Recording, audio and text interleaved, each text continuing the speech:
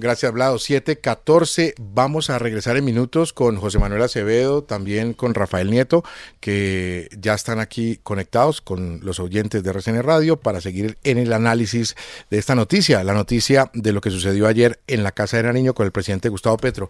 Quiero quitarle unos minuticos al brigadier general Tito Yesid Castellanos. Él es el jefe nacional del Servicio de Policía para hablar un poco de lo que pasó ayer y lo que está planeado para el día de hoy. General, el balance con los buenos días es positivo de la jornada de ayer y lo que esperamos para el día de hoy. Muy buenos días a ustedes, su amable audiencia. Sí, efectivamente, el día de ayer se presentaron 28.099 personas a nivel país que salieron a una manifestación pública y pacífica y que afortunadamente transcurrieron en todo el país, en las 16 ciudades capitales, en las 28 departamentos, sin ninguna repercusión en la convivencia y seguridad ciudadana. Una curiosidad, general Castellanos, ¿cómo hacen ustedes ese cálculo tan exacto? ¿28.000 cuántas? 0.99. 0.99 personas. 0.99. Ajá. Todas las unidades hacemos microgerencia cada hora. Tenemos un puesto de mando aquí en la Dirección General de la Policía Nacional con todas las instituciones. Adicional, realizamos nosotros videovigilancia con nuestras cámaras y es un conteo preliminar que se hace y los comandantes nos envían el reporte puntual. Allí en la Plaza de Armas, ¿cuánta gente había entonces? No, en la Plaza de Bolívar. En la Plaza de Bolívar. Aproximadamente 5.000 personas. Sí, pero Juan Manuel le pregunta por la Plaza de Armas porque al final de la tarde todo terminó en la Plaza de Armas. Terminó allá. Sí. Sí, señor. ¿Pero las 5.000 personas son de la Plaza de Armas? Sí, señor, Plaza de Armas. Ok, señor. Le pregunto por un hecho en particular, lo que sucedió en Cali con nuestra colega Ingrid Tobar, la agresión a un grupo de periodistas. ¿Ustedes tuvieron reporte de la situación? Bueno, tuvimos el reporte inicial frente a este caso. Ya las unidades se desplazaron hacia el lugar para hacer la respectiva verificación y la recepción de la denuncia y el análisis del caso. Sí, pero ¿qué pudo haber pasado? ¿Por qué se dio la situación? Bueno, desafortunadamente, frente a estos contextos, nosotros, mientras no se analice bien el tema investigativo, pues no se puede uno pronunciar directamente, pero estamos investigando este caso directamente. Para hoy, ¿qué está previsto, general Castellanos, en cuántas ciudades? Y una inquietud que surge y que es obvia. ¿Saben ustedes qué tiene pensado o planeado el grupo de la primera línea en relación con esta marcha que será de la oposición al gobierno? Bueno, hoy se va a realizar aproximadamente una movilización de 28.000 personas, según lo que se ha analizado por fuentes abiertas, Facebook, Twitter, periódicos y demás, en 14 ciudades capitales y en 22 departamentos. Ayer algo similar se presentó, incluimos un departamento que no estaba contemplado, que era el Baupés, y hoy se espera que transcurra la dinámica de la manifestación pública y pacífica igual que el día de ayer. Es el brigadier general Tito Yesid Castellanos, jefe nacional del Servicio de Policía. Gracias por estos minutos con RCN Radio. Esperemos que la jornada, al igual que ayer, termine en paz, en tranquilidad y que no haya alteración el día de hoy. Gracias, general Castellanos, muy amable. Muchas gracias a usted, a su amable audiencia. 7:18, seguimos con el análisis. Bueno, me queda una curiosidad de esta entrevista con el general Castellanos. Sí. Él habla hoy que ayer estuvieron 28.099 personas movilizándose, ¿cierto? Sí. Y hace un estimado para el día de hoy, dice que también se van a movilizar 28.000 personas. Por las fuentes y los análisis y la información que les ha llegado.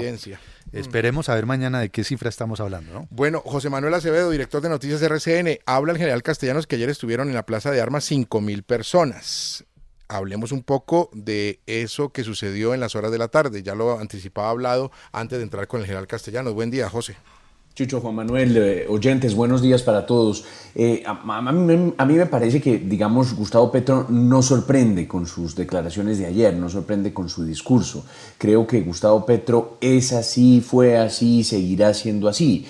Creo, en cambio, que la oportunidad se abre, como decía Vlado, para ver cómo reacciona una posición constructiva, inteligente, creativa, incluso en las formas de persuadir a la gente respecto de los argumentos, respecto de las razones de peso y de fondo, y creo además que es la hora de la independencia de los otros poderes, de la independencia del Poder Judicial, de algo de independencia que uno pudiera esperar del Congreso de la República, y ahí es donde recae el mayor peso y la responsabilidad frente a lo que pueda pasar de aquí en adelante en este país. Porque ya sabemos que el estilo de Gustavo Petro es un estilo populista, es un estilo que apela, digamos, a unas bases que, entre otras cosas, yo diría que ayer no le terminaron de responder enteramente. Lo de ayer fue lánguido, lo de ayer fue frío, del otro lado veremos cómo reacciona el Congreso de la República, cómo reacciona el presidente de ese Congreso, Roy Barreras, que ha dado muestras de sensatez, de decir que acompaña el cambio, pero un cambio responsable y un cambio distinto.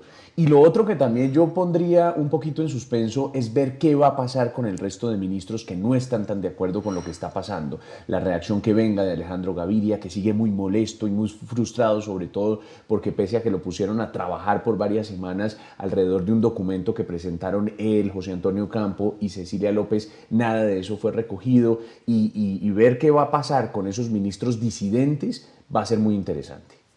Rafael Nieto Loaiza, ex viceministro de Justicia. Buen día. Buenos días para todos. A ver, déjenme poner un poquito de picante en esta conversación y un poquito de polémica. A mí me preocupa la aproximación de José Manuel y voy a tratar de decir por qué. Porque le traslada toda la responsabilidad de lo que pueda ocurrir hacia adelante a la oposición sobre la base de que Petro es así. Y yo no creo que eso sea correcto y no creo que eso sea justo. Y creo que además no se compadece con el hecho de que el presidente de la República es Petro y por tanto el de mayor responsabilidad en el manejo del discurso, de evitar la polarización, en representar a todos los ciudadanos como una obligación constitucional que tiene, es precisamente Petro. Y por tanto es a Petro al que hay que hacerle el grueso de los reclamos en el tono y los reclamos en el contenido. Y el tono y el contenido de ayer de ese Petro presidente son altamente preocupantes. Es un tono incendiario, es un tono que alimenta el odio de clases, es un tono que le mete fuego a la polarización y al enfrentamiento, y además es un tono amenazante. Es un tono que se levanta como una advertencia con el temor de la violencia frente a un Congreso si no le votan lo que él quiere. Y que parte además de una premisa completamente equivocada, y es que él es el pueblo. No, en eso Vlado tiene toda la razón. Petro no es el pueblo. De hecho, apenas un porcentaje de un 1% de mayoría en las elecciones tuvo. Y en todo caso, ese porcentaje no le da de ninguna manera el derecho a asumir una vocería de un pueblo que no tiene. Pueblo somos todos, incluyendo la oposición. Y como se ve en las encuestas, es cada vez más la mayoría que se opone a él, del pueblo, que la que le votó. De manera que me parece que aquí lo que tenemos que hacer nosotros es un ejercicio de control del poder político y de quien ejerce el gobierno, más que trasladarle la responsabilidad a la oposición, que por supuesto tiene que hacer oposición argumentada y razonable, pero repito, el control de fondo y la censura primaria tiene que ser sobre los actos de quien ejerce el poder, que debería ejercerlo, hay que insistir en ello, en nombre de todos los colombianos y no de la facción fanática, altamente ideologizada que él mismo representa y que se nota en su discurso. Claro, Rafa, pero por eso decía, digamos, la responsabilidad de ese control responsable, constructivo, con carácter, con definición conceptual y de fondo, pues claro que está en el Congreso de la República, en la oposición, en la rama judicial y en la ciudadanía, que está reaccionando ya frente a esos preocupantes, digamos, excesos, como usted los llama, del gobierno del presidente Gustavo Petro. Ahí está Petro, definido de cabo a rabo. ¿Qué va a hacer el resto de poderes? pues eso es lo que me parece que es interesante y creo que en eso coincidimos. El control es la clave y el control no lo ejerce Petro, el control no lo van a ejercer internamente, el control lo tienen que ejercer quienes están afuera y quienes como usted se declaran en oposición y están ejerciendo esa oposición de una manera fuerte, pero también valiente, pero también con fondo y también con argumentos. Entonces ese es, digamos, el ejercicio que yo quisiera resaltar, porque por lo demás, pues el gobierno de Petro es así, lo dijo en campaña, lo está cumpliendo ahora al llegar al gobierno, y del otro lado es donde seguramente veremos entonces unas actuaciones interesantes que le pongan freno, que le pongan contrapeso a ese poder presidencial. 7 de la mañana, 24 minutos. RCN Radio, donde nacen las noticias.